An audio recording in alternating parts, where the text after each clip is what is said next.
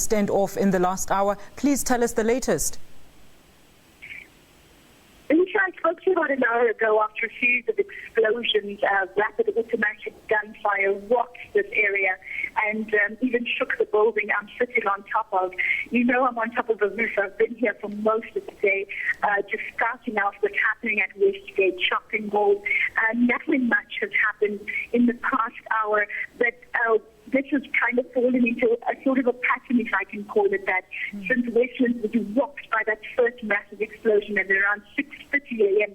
this morning. That's how many Kenyans, that's how people in the Westlands area woke up. Many Kenyans getting the news through local TV networks about the ongoing siege at Westgate, a situation they hoped would have been resolved. It started, as you know, on Saturday, and it's just carried on. And it doesn't look like the end is in sight when those explosions rocked Westgate at about 5 minutes past 4 East African time.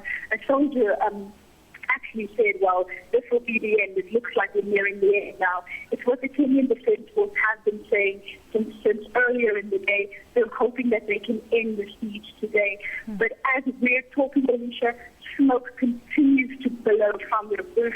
It's not as intense as it was earlier, but it's a clear indication that there is still an operation underway inside Westgate.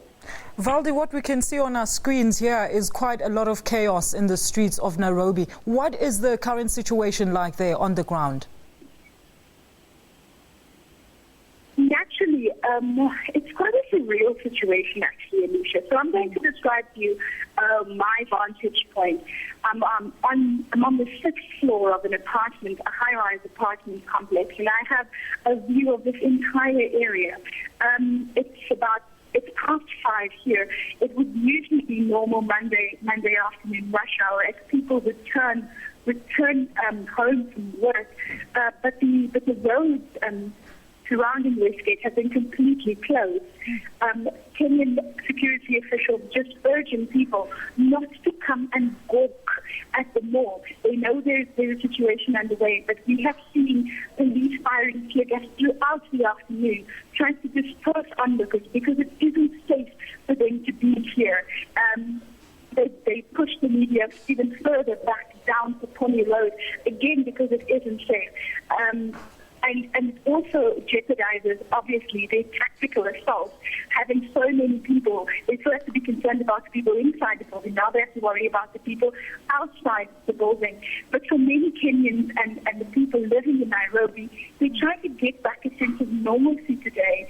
People going to work, going to school. I see 2 school children with their bags walking up the street, just 2 streets from Westgate. I also can see over a construction site where the construction workers are busy mixing cement. So when you hear these explosions or the rapid gunfire, people run for cover and then they'll come back out again and carry on. There are informal traders selling mandazi, which is almost like South African fake food, or amagwenya. They're selling mandazis.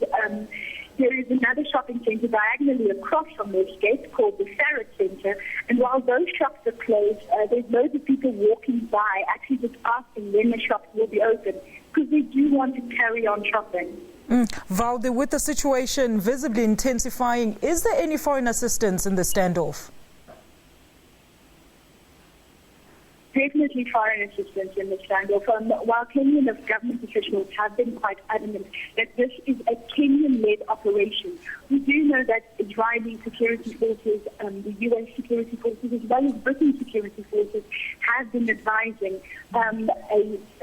A source of mine told me that, in fact, when we heard those explosions at about 1 o'clock East African time, that was when the Israeli security forces went in with the Kenyans to try and resolve this crisis. They have a particular skill set that the Kenyan special forces don't have. They have specialized equipment. That really the Kenyan Defence Force and the soldiers and the police who have been attending to this crisis have been doing an outstanding job, and it's a battle they've been fighting since Saturday. And while they've come under fire here as to why they've allowed this to drag on for so long, the soldiers here are just really trying to do their best. They're constantly over the soldiers coming up Pony Road into Westgate as they call in more and more reinforcements. Vauldi, any negotiations so far? Any word from the rebels if they want to even take part in those negotiations? The Interior Ministry held a media briefing a little bit earlier, and they absolutely said they will not be negotiating with the gunmen inside Westgate. They said they have been cornered now, and all they need to do is to surrender. Cabinet Secretary, Interior Ministry Cabinet Secretary Joseph Olelenku saying that they rescued some of the hostages, and they do believe that this final assault is now underway. They're saying they killed two gunmen today. No word yet on how many casualties the KDF have taken, or if there are how many casualties there are on the side of the hostages. Those people still trapped inside. No indication of that, but we do know that today they killed two suspected gunmen. Speaking of the media briefing, Vauldi, what came out of that media brief? The Interior Ministry have been quite good at updating the media so that there isn't this information vacuum, so that speculation doesn't continue. Because in a situation like this, you will always get speculation. But they've been quite good at providing regular updates, also on social media and having briefings like this. And what the Interior Cabinet Secretary Joseph Olelenku said, among other things, this afternoon, is that they have confirmation that it's again between 10 and 15 gunmen. No women are leading this group. There were rumors spreading that there was a woman leader instructing the gunmen to shoot women and children. He said no women leading this operation, that the gunmen were dressed as women, that some of them were dressed as women. That the smoke we're seeing is in fact from mattresses inside Nakumat, which is like a South African Pick n Pay. It's a shopping, it's a grocery store. That mattress is set alight, that the suspected gunmen set alight as a diversion tactic for them to try and get away. He says that was a clear indication that the KDF is making significant advances. Joseph Olelenku also saying that they've taken all of the floors at Westgate. Up until late last night, they hadn't secured two of the floors.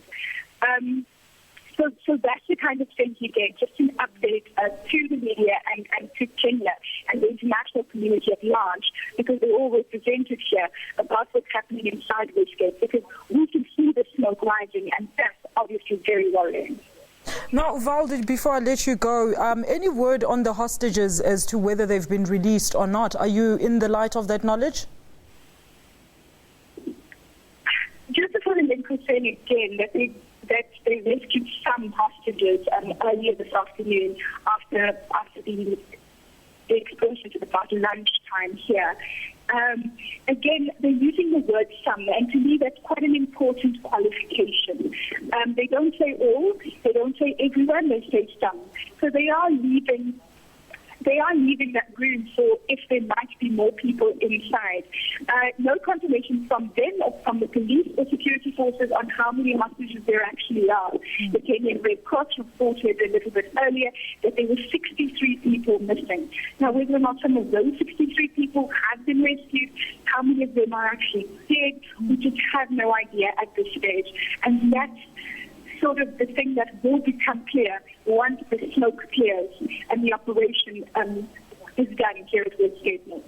Thank you very much. That was the voice of Vauldi Carelse giving us an update on the standoff between government forces and militants at a Nairobi shopping mall.